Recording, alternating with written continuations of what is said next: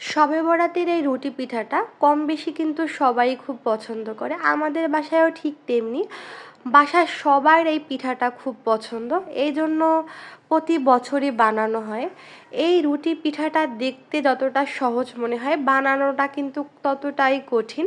একপাশে রুটির আটাটা মাখা হচ্ছে, আর একপাশে একটা সুতা দিয়ে খুব সুন্দর করে এক শেইপে সবগুলো কাটা হচ্ছে। কোনোটা পাতলা কোনোটা মোটা হলে কিন্তু রুটিটা খেতে ভালো লাগবে না এবং রুটিটাও ভালো হবে না। এই তো সবগুলো কাটা শেষ হয়ে গেল, এখন এগুলোকে বেলতে হবে।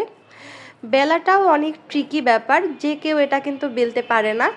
আর বেলা হয়ে গেলে এটাকে খুব সুন্দর করে আস্তে আস্তে ভাজতে হবে। আর এই রুটি পিঠাটা ভাজতে কিন্তু খুব বেশি সময় লাগে না। আটাটা যদি খুব সুন্দর করে মাখা হয় তাহলে এই পিঠাটা খুব সুন্দর করে ফুলে ওঠে আর খেতেও খুব মজা হয়। আর এটা গরুর মাংস, যে কোনো মাংস বা কলিজা ভুনা সব কিছুর সাথেই কিন্তু খুব ভালো লাগে।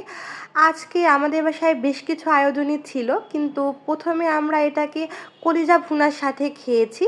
আপনাদের কার কার বাসায় এই চালের গুঁড়ি রুটিটা পছন্দ আর কারা কারা শবে বরাতে এটা বানিয়েছেন অবশ্যই কমেন্ট করে জানাবেন। ওকে, ভালো থাকবেন, আল্লাহ হাফেজ।